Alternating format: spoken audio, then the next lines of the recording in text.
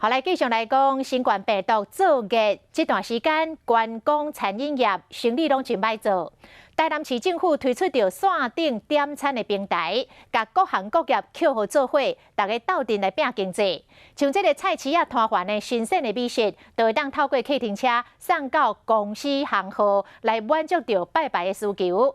啊，那餐厅的业者嘛会当甲中昼做好的便当送入去工业区，大家互相结合，有钱共加赚。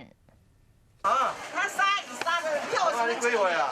市里黄义摕入去菜市啊，因为疫情影响，摊商有够艰苦，伊阵咧推出线上平台，要有市场物件拢会使卖出去。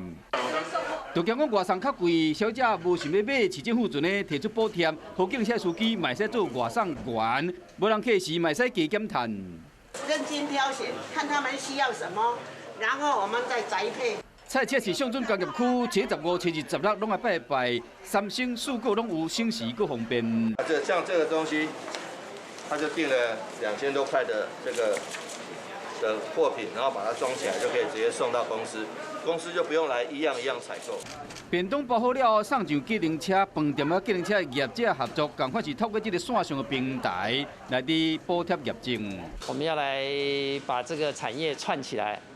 好，串起来就是包括工业区啦，包括我们这个饭店啊，哈，那把便当呢送去给这个厂商。疫情虽然有较回，不过业绩依然无明显的起色，各行各业拢拍拼要找出路，希望讲会使度过这个歹时期。